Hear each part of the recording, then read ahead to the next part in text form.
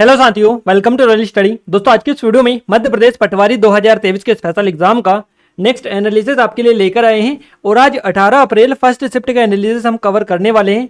सभी questions as it is हमें मिल चुके हैं जो कि इस वीडियो में पूरी डिटेल के साथ में कवर करने वाले हैं। इस वीडियो को पूरा लास्ट तक जरूर से देखिएगा, काफी इंपॉर्टेंट लेवल का वीडियो आपके लिए होने वाला है। इस वीडियो की पीडीएफ के लिए आप एप्लीकेशन को डाउनलोड कर लीजिएगा, टेलीग्राम को ज्वाइन कर लीजिएगा। दोनों की लिंक आपको डिस्क्रिप्शन में मिल जाएगी। ये स्टेप फॉलो करेंगे आसानी से आपको पीडीएफ मिल जाएगी एप्लीकेशन पर जाकर। क्लियर है। और हमारी पटवारी की स्पेशल टेस्ट सीरीज अगर आपने इनरोल नहीं किया कर लीजिएगा, काफी अच्छा स्पेशल ऑफर इस पर चल रहा है। देखिए, ऑटो सब्जेक्ट का कंप्लीट डिटेल के साथ में एनालिसिस कवर करेंगे, सो इस वीडियो को पूरा देखें। और अगर आगे आने वाले दिनों में कभी आपका एग्जाम है तो आप हमें इन नंबर पर अपने क्वेश्चन जरूर से सेंड किया करें। क्लियर है। आज भी काफ़ी सारे लोगों ने क्वेश्चन हमें सेंड किए हैं और उनको बहुत बहुत धन्यवाद देना चाहेंगे जिन्होंने क्वेश्चन हमें सेंड किए हैं। और उससे क्या होता है, हमें एग्जैक्ट क्वेश्चन मिल पाते हैं और क्वेश्चन अगर सही से मिल जाते हैं तो आपका पूरा जो क्वेश्चंस पूछे गए हैं वो भी कवर हो जाते हैं, साथ ही साथ एक्स्ट्रा फैक्ट भी अच्छे लेवल के कवर हो जाते हैं। क्लियर है। तो आप सभी भी उनको थैंक यू जरूर से बोलिएगा जिन लोगों ने आपकी हेल्प किए और हमें क्वेश्चंस बताए, क्योंकि कहीं ना कहीं आपकी भी उसमें सबसे ज़्यादा हेल्प हुई है। क्लियर है। तो आप भी अगर आगे आने वाले दिनों में एग्जाम है तो जरूर से हमें एक बार सेंड करें क्वेश्चंस, ताकि हम एग्जैक्ट एनालिसिस आपको प्रोवाइड कर पाएँ। फाइनली स्टार्ट करते हैं। इस वीडियो को शेयर कर दीजिए, लाइक कर दीजिए और सब्सक्राइब चैनल को नहीं किया है सब्सक्राइब करके बेल आइकन को ऑन करके रखें, ताकि जब भी वीडियो आए सबसे पहले आपको नोटिफिकेशन मिल पाए। क्लियर है। देखिए, जीके करंट अफेयर का पहला क्वेश्चन पूछा गया है, चोल वंश के किस शासक ने तंजावुर में बृहदेश्वर मंदिर का निर्माण करवाया था या किसके द्वारा करवाया गया था? तो इस तरह का क्वेश्चन पूछा जाएगा। आपका सही जवाब रहेगा राजा प्रथम के द्वारा इसका निर्माण करवाया गया था। राजा चोल ने तंजावुर में बृहदेश्वर मंदिर बनवाया था। इसको राजा चोल भी बोला जाता है। चोल राजा प्रथम इसको कहा जाता है। और 1003 से 1010 के बीच में बृहदेश्वर मंदिर दक्षिण भारतीय शैली पूरी तरह से पैमाने और विस्तार दोनों में महसूस की जाती है। तो ये मंदिर यहाँ पर बनवाया गया था इनके द्वारा। तमिल शासक महाराजा, देखिए तमिल शासक थे ये राजा चोल, इनका नाम है राजा चोल प्रथम। और इनके द्वारा 1003 से 1003 से 1010 ईस्वी के बीच में ये मंदिर बनवाए गए थे। और ये जो मंदिर है यूनेस्को की विश्व धरोहर स्थल का एक हिस्सा है, जिसे चोल राजवंश युग के गंगईकोंडा और चोलपुरम मंदिर, और इसके अलावा एक और है यहाँ पर ऐरावतेश्वर मंदिर। इसके साथ महान जीवित चोल मंदिर के रूप में इसको जाना जाता है और इसे भगवान शिव को समर्पित किया था।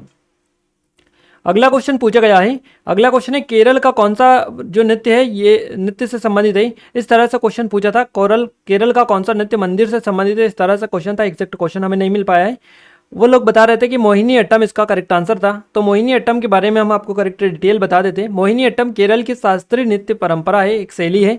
इसे शाब्दिक रूप से मोहिनी के नृत्य के रूप में व्याख्यायित किया जाता है और यह केरल में उत्पन्न होने वाले दो शास्त्रीय नृत्य रूपों में से एक है। दूसरा कथकली है और पहला है मोहिनी अट्टम। क्लियर है। और ये जो नाट्य शास्त्र की लाम्य शैली पर आधारित है, इसमें नाजुक गतिविधियां और अधिक स्नेह चेहरे के भाव शामिल इसमें होते हैं। नेक्स्ट क्वेश्चन पूछा गया है, सांची का स्तूप का निर्माण किसने करवाया था? तो सांची स्तूप का जो बौद्ध स्तूप है इसका निर्माण अशोक के द्वारा करवाया गया था। सांची स्तूप अशोक द्वारा निर्मित बौद्ध परिसर है और यह मध्य प्रदेश के रायसेन जिले में स्थित है। इसे भारत की सबसे पुरानी पत्थर की संरचना माना जाता है और इसे 3री शताब्दी ईसा पूर्व में मौर्य सम्राट अशोक के द्वारा डिजाइन किया गया था, बनवाया गया था। ये यूनेस्को की विश्व धरोहर स्थल में भी शामिल है।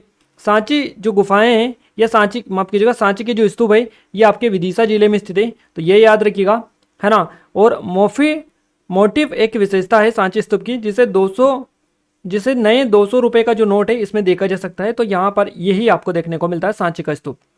अगला क्वेश्चन पूछा गया है, 2022 में रिलायंस समूह RIL रिलायंस इंडस्ट्रीज लिमिटेड के अध्यक्ष कौन थे? सही जवाब रहेगा मुकेश अंबानी।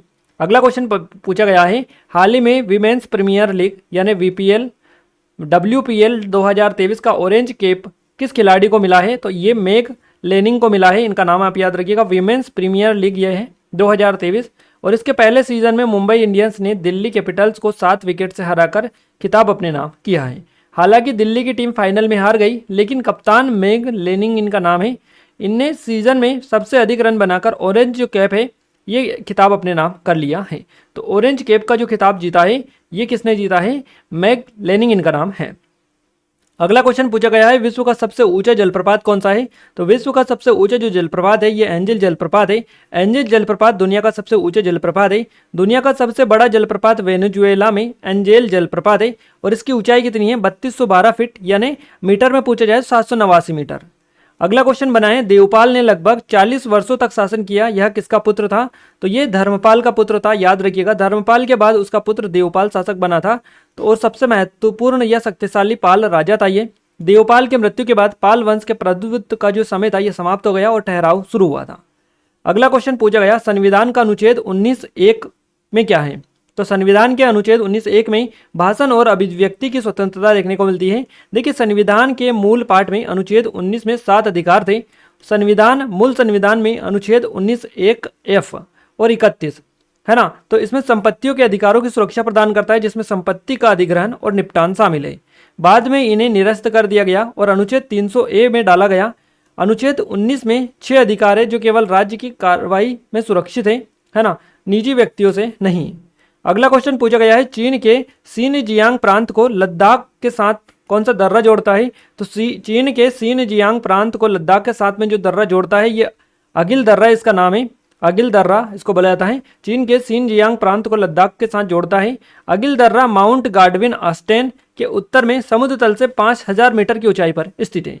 अगला क्वेश्चन बना है, देखिए ये क्वेश्चन कुछ इस तरह से था, हमें कुछ एग्जैक्ट समझ में नहीं आ रहा है, ये वर्ड हो सकता है इसमें कुछ मिस्टेक हो या कुछ और यहाँ पर पूछा गया हो। तो इसका नया चेयरमैन पूछा है, अब क्या था ये एग्जैक्ट आप हमें कमेंट में जरूर से बताइएगा। अगला क्वेश्चन बना है, जल शक्ति मंत्रालय के अंतर्गत आने वाली योजना कौन सी है? तो यह है जल जीवन मिशन। जल शक्ति मंत्रालय के अंतर्गत आने वाली जो योजना है जल जीवन मिशन है। जल जीवन मिशन की शुरुआत जल शक्ति मंत्रालय के अंतर्गत प्रधानमंत्री नरेंद्र मोदी द्वारा 15 अगस्त 2019 को शुरू किया गया था और इस मिशन का लक्ष्य वर्ष 2024 तक कार्यात्मक घरेलू कनेक्शन है ना, इसके माध्यम से प्रत्येक ग्रामीण परिवार को प्रति व्यक्ति प्रतिदिन 55 लीटर पानी की आपूर्ति करना है। अगला क्वेश्चन बना है, भारत निर्वाचन आयोग किसका चुनाव करवाता है? तो भारत निर्वाचन आयोग जो चुनाव करवाता है ये लोकसभा, राज्यसभा, राज्य विधानसभा, देश के राष्ट्रपति और उपराष्ट्रपति के चुनाव संपन्न कराता है निर्वाचन आयोग। इसके द्वारा कौन से चुनाव संपन्न नहीं करवाए जाते हैं? तो इनके द्वारा नगर पंचायत, देखिए इसका राज्यों में पंचायतों और नगर पालिकाओं के चुनावों में से कोई इनका सरोकार नहीं है, यानी ये जो चुनाव है ये इनके द्वारा नहीं कराए जाते। ये इसके लिए एक अलग राज्य को चुनाव आयोग दिया जाता है, या राज्य में इसके लिए एक अलग राज्य चुनाव आयोग होता है, वो इनके चुनाव संपन्न करवाता है पंचायत और नगर पालिकाओं के। क्लियर है, डिटेल कवर करते हैं। देखिए, अगर हम बात करें भारत निर्वाचन आयोग की तो इसकी स्थापना संविधान के तहत 25 जनवरी 1950 को हुई। राष्ट्रीय मतदाता दिवस के रूप में मनाया जाता है और आयोग का सचिवालय नई दिल्ली में है। यह निकाय भारत में लोकसभा, राज्यसभा, राज्य विधानसभा, देश में राष्ट्रपति, उपराष्ट्रपति के कार्यालयों के चुनाव का संचालन करता है और इसका राज्यों में पंचायतों और नगर पालिकाओं के चुनावों से कोई सरोकार नहीं है। इसके लिए भारत का संविधान एक अलग राज्य चुनाव आयोग का प्रावधान करता है। अगला क्वेश्चन पूछा है, संयुक्त राष्ट्र के खाद्य और कृषि संगठन FAO ने 6 दिसंबर 2022 को किस देश में अंतर्राष्ट्रीय बाजरा वर्ष 2023 के उद्घाटन समारोह का आयोजन किया?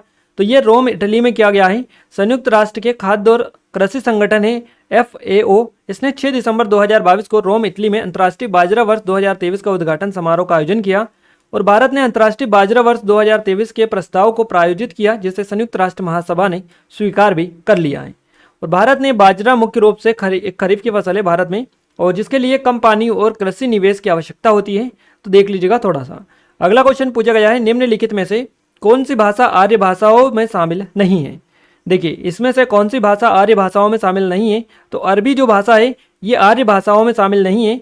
संस्कृत और प्राकृतक, क्योंकि एक ही भाषा में समय परिवर्तित रूप है, इसलिए यह दोनों ही आर्य भाषा में शामिल है, तो ये दोनों तो आर्य भाषा है। इसके अलावा अंग्रेजी, रूसी, हिंदी, पंजाबी, प्राचीन फारसी, ये सभी जो हैं आदि। इसके अलावा और भी भाषाएं हैं जो आर्य भाषाओं में ही आती है, बाकी अरबी जो है ये आर्य भाषा में नहीं आती है, तो अरबी आपका करेक्ट आंसर रहेगा। बाकी फारसी जो है इसी में आती है, आर्य भाषा में। अगला क्वेश्चन पूछा गया है, यदि हम राष्ट्रीय आय को कुल जनसंख्या से विभाजित करते हैं तो हमें क्या प्राप्त होता है? तो प्रति व्यक्ति आय प्राप्त होती है। यदि हम राष्ट्रीय आय को कुल जनसंख्या से विभाजित करते हैं तो हमें प्रति व्यक्ति आय प्राप्त होती है। प्रति व्यक्ति आय किसी देश या भौगोलिक क्षेत्र में प्रति व्यक्ति अर्जित धन की राशि का एक उपाय है। अगला क्वेश्चन बनाएं, भारत रत्न पुरस्कार प्राप्त करने वाले पहले संगीतकार कौन थे? इनका नाम है MS सुब्बुलक्ष्मी। प्रसिद्ध कर्नाटक जो भारतीय कर्नाटिका गायिका थी, ये एक सुब्बुलक्ष्मी, MS सुब्बुलक्ष्मी इनका नाम है। इनको वर्ष 1998 में भारत रत्न से सम्मानित किया गया। तो याद रखिएगा, भारत के सर्वोच्च नागरिक सम्मान भारत रत्न से सम्मानित पहली संगीतकार थी ये MS Subbulakshmi. Padma Bhushan, Ramon Magsaysay पुरस्कार से भी सम्मानित होने वाली पहली संगीतकार यही थी। अगला क्वेश्चन पूछा गया है, अर्थशास्त्र से 2-3 नंबर के क्वेश्चंस बने हैं। नियुक्ति से बता रहे थे, 4 क्वेश्चंस पूछे गए हैं। पहला कौन सा पद पाया गया था, इस तरह से कोई क्वेश्चन था, एग्जैक्ट ये भी नहीं मिल पाया है। जितनी क्वेश्चन हमें मिले थे सारे के सारे आपको बताने की कोशिश की है। आपसे रिक्वेस्ट है जिनका पेपर है कि आप क्वेश्चंस एग्जैक्ट याद रख के और हमें बताने की कोशिश करें ताकि हम आपको एग्जैक्ट एनालिसिस प्रोवाइड कर पाएँ। आइए साइंस के क्वेश्चंस कवर कर लेते हैं। यह हमारे कुछ ऑनलाइन कोर्सेस है, जैसे कि पटवारी की टेस्ट सीरीज, जेल परारी, फॉरेस्ट गार्ड की, MP सब इंस्पेक्टर की। और गाइज नया जो पैटर्न चल रहा है आपकी पटवारी के एग्जाम में, आबकारी में जो पूछा गया है, पिछली बार कांस्टेबल में पूछा गया था, पूरा का पूरा नया पैटर्न पर आधारित है। तो आप एक बार जरूर से इनरोल करिएगा और डेमो जरूर से चेकआउट कर लीजिएगा। सारा कंटेंट यहाँ पर एनालिसिस के जितने भी क्वेश्चन है सारे के सारे इसमें आपको हम सोल्व करवाएंगे। तो आप इनरोल नहीं किया कर लीजिएगा, काफ़ी अच्छे स्पेशल ऑफर चल रहा है। डेमो भी चेकआउट कर सकते हैं। ये PSC की टेस्ट सीरीज है और ये हमारी ई बुक है 2023 की MP करंट अफेयर की, ये 2022 की। इन सभी की लिंक डिस्क्रिप्शन में, आप एप्लीकेशन को डाउनलोड करके डेमो जरूर से चेकआउट करें। डेमो चेकआउट करेंगे, कंप्लीट डिटेल वहां पर आपको मिल पाएगी। साइंस का पहला क्वेश्चन बनाए, जब नमक को पानी में मिलाया जाता है तो क्या होता है, कथनांक बढ़ जाता है। लिफ्ट जब ऊपर की तरफ जाती है तो वजन में क्या परिवर्तन होता है, तो वजन बढ़ता जाता है या बढ़ता है। अगला क्वेश्चन है, धातु हाइड्रोजन कार्बोनेट की अम्लों के साथ अभिक्रिया करने पर कौन सी गैस बनती है, तो ये CO2 बनती है।